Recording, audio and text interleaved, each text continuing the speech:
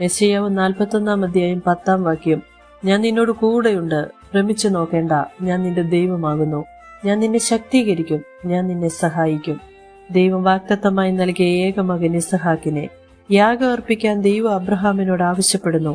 ദൈവം തന്ന കുഞ്ഞ്, അവന്റെ ഭാവി പോലും ദൈവത്തിനുള്ളതാ. അബ്രഹാമിന്റെ പൂർണ്ണമായ സമർപ്പണം ദൈവത്തിന് പ്രസാദമായി. പകരം യാഗത്തിന് ആട്ടിൻകുട്ടിയെ നൽകി മകനെ തിരികെ നൽകുന്നു. യഹോവയ്ക്ക് നൽകുവാനും തിരിച്ചെടുക്കുവാനും അവകാശമുണ്ട്.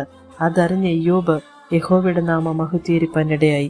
ദൈവം പറയുന്നു, ഒരു സ്ത്രീ തന്റെ കുഞ്ഞിനെ മറക്കുമോ? താൻ പ്രസവിച്ച മകനോട് കരുണ തോന്നാതിരിക്കുമോ? അവർ മറന്നു കളഞ്ഞാലും ഞാൻ നിന്നെ മറക്കുകയില്ല. ഈ ലോകത്തിൽ ആർക്കും ഇതുപോലെ ഉറപ്പിച്ചു പറയാൻ പറ്റുമോ? നമ്മുടെ ഞെരുക്കത്തിൽ, കഷ്ടത്തിൽ, നമ്മുടെ സങ്കടങ്ങളിൽ അവൻ മാറി നിൽക്കില്ല, കൂടെയുണ്ട്. ഭ്രമിച്ചു നോക്കേണ്ട. തന്റെ ജനമായ ഇസ്രായേലിന്റെ മഹത്വവും ജാതികൾക്ക് പ്രകാശവുമായി അവൻ നമ്മോട് പറയുന്നു, നാം ദൈവത്തിന്റെ അവകാശികളാണെന്ന്. ഈ ഭൂമിയിൽ തന്ന എല്ലാറ്റിനും നന്ദി അർപ്പിക്കാം, അവനായി സമർപ്പിക്കാം. പ്രതിഫലം തരുന്ന ഒരു ദൈവമുണ്ട്. നമ്മുടെ ഉടയവൻ ദൈവമാണ്. നമ്മൾ നമ്മുടേതല്ല എന്നും വിലയ്ക്ക് വാങ്ങപ്പെട്ട ദൈവത്തിന്റെ സ്വന്തമാണെന്നും പരിശുദ്ധാത്മാവിനാൽ അഭിഷേകം ലഭിച്ചിരിക്കുന്നുവെന്ന് നാം ഓർക്കണം.